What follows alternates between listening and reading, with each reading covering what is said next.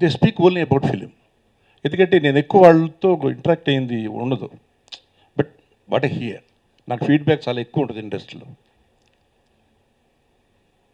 ఈ సినిమా నేను చూసినప్పుడు నాకు ఇలాంటి సినిమాలకి బ్రాండ్ అంబాసిడర్గా ఉండాలనిపిస్తుంది, ఈ చిన్న సినిమాలకి. ఎందుకంటే నా ఏమే అది. ఎప్పుడైనా సరే ఇండస్ట్రీ 10 కాలాల పాటు పచ్చగా ఉండాలంటే చిన్న సినిమాలు సక్సెస్ అవ్వాలి. ఇట్ డజంట్ మీన్ పెద్ద పిక్చర్లు ఇదేని కాదు, పెద్ద పిక్చర్లు కమర్షియల్ ఫిల్మ్స్ అవి వేరే. కానీ సినిమా జీవితాన్ని చూపించగలిగింది ఒక చిన్న సినిమాయే. అందరం చిన్న సినిమాల్లో పైకి వచ్చిన వాళ్ళమే. ఈ సంస్థ కూడా చిన్న సినిమాల నుంచి పైకి వచ్చింది. అందులో ఈ మధ్య గత 5-6 ఏళ్లలో నిజంగా చాలా అసహ్యం ఏర్పడింది సినిమాల మీద. రోత పుట్టింది. ఆడలేదా నాకు అనవసరం, రోత పుట్టింది. కుటుంబాల ఫ్యామిలీస్ వచ్చి సినిమాలు చూడకూడదని డిసైడ్ చేసుకున్నారు. అలాంటి స్థాయికి సినిమాలు వచ్చాయి. ఎక్కడో అక్కడొకటి ఇక్కడొకటి తప్పితే, ఏదో అమ్మాయి తీసిన 2 సినిమాలు, ఆ తర్వాత చాలా మంచి సినిమాలు ఉన్నాయి. మన బలే బలే మొగాడు, అది కూడా చాలా మంచి పిక్చర్. నేను వచ్చిన పెళ్లి చూపులు, మొన్న క్షణం, ఊపిరి, ఇట్లాంటి ఒక ట్రెండ్ మనమంతా అంటే ఆడేది పక్కన పెట్టండి, బట్ గుడ్ ట్రెండ్లో వస్తూ సినిమాలు సక్సెస్ అవ్వడం అనేది చాలా గ్రేట్. ఇవాళ ఈ సినిమా మొట్టమొదటి రోజుకి నిన్నటికి కలెక్షన్స్ చూస్తే లాట్ ఆఫ్ వేరియేషన్. అంటే జనం రీచ్ అవుతున్నారు. మళ్ళీ మన తెలుగులో మంచి సినిమాలు వస్తున్నాయి, మంచి సినిమాలు తీస్తున్నారు, మనం చూడాలి అనేది. అంటే దీనికి సస్టైనబిలిటీ కావాలి. 1 వారం 2 వారాలు సినిమా నిలబెట్టగలిగితే సక్సెస్ రేంజ్కి ఏమి తక్కువ ఉండదు. నాకు ఈ సినిమా చూసిన తర్వాత ఫస్ట్ అప్రిషియేట్ చేయాలనుకున్నది నేను డైరెక్టర్ని, పరశురామ్. నిజంగా సినిమా చూస్తున్నంతసేపు నా సినిమా నేను చూసుకుంటున్నానేమో అనిపించింది నాకు. ఎంత బాగా డైలాగ్ రాశాడు. ఒక్క వేస్ట్ డైలాగ్ అనేది లేదు, not even a single waste dialogue. ఒక్క వేస్ట్ సీన్ లేదు. అంటే అంత పెర్ఫెక్ట్గా ట్యూన్ చేసుకుని ఎడిట్ చేశాడు.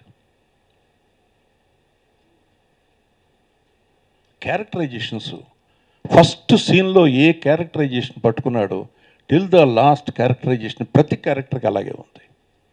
అది చాలా కష్టం. మధ్యలో ఇలా అప్ అండ్ డౌన్స్ పెడుతూ ఉంటాయి క్యారెక్టర్స్. ముఖ్యంగా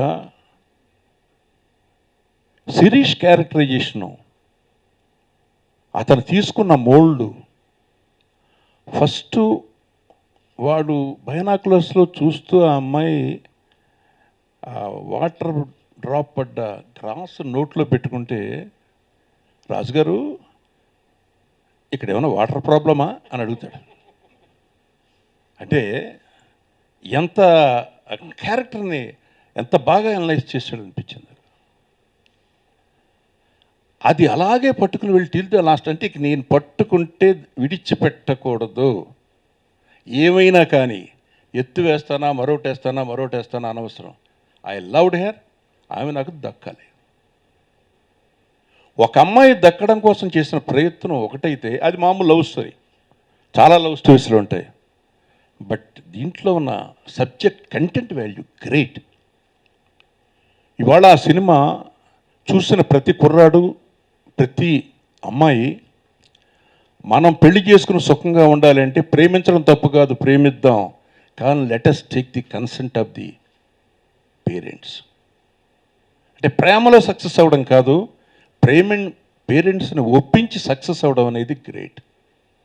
ఇది ఇవాళ యూత్కి కావాల్సింది. ఇవాళ నిజంగా మన సినిమాలు చూసి, లేకపోతే మరొక సోషల్ మీడియాలో వచ్చే చూసి యూత్ చాలా పాడైపోయిన అకేషన్స్ ఉన్నాయి. What is that we are passing to the people? ఏ మెసేజ్ని మనం పాస్ చేస్తున్నాం? కంటెంట్ ఓరియంటేషన్ తోటి ఇవాళ సినిమాలు తీయాలి అనేది మర్చిపోయారు. ఇప్పుడే రీసెంట్గా స్టార్ట్ అయింది మళ్ళీ. అంత మంచి కంటెంట్ చెప్పాడు. నిజంగా వాడు అంత కష్టపడాల్సిన అవసరం లేదు పెళ్లి చేసుకోవాలనుకుంటే. నేను పలానా వాడు కొడుకుంటే 2 రీల్లో అయిపోయింది మ్యారేజ్. ఫాదర్ చెప్పాడు, రే కేవలం నేను ప్రేమిస్తాను నీ డబ్బు చూసిరా, అంతేగాని నిన్ను చూసి కాదు అని. But he proved it till the end. నేను ఓడిపోలేదు నాన్న, నువ్వు నన్ను ఓడించావు. కరెక్ట్.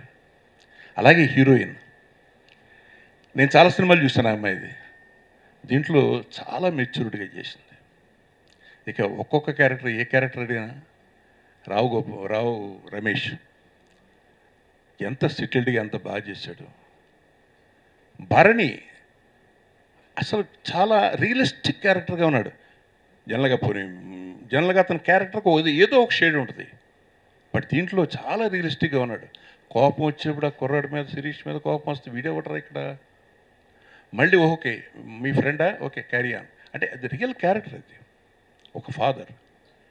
ఎస్పెషల్లీ క్లైమాక్స్లో Bharani acceptance is very good. అన్నింటిని మించి నేను పర్సనల్గా చెప్పదలుచుకున్నది లాస్ట్ క్లైమాక్స్. నేను పిక్చర్ చూస్తూ 2 చోట్ల కంటతడి పెట్టుకున్నాను. అంటే అంత కదిలించగలిగింది.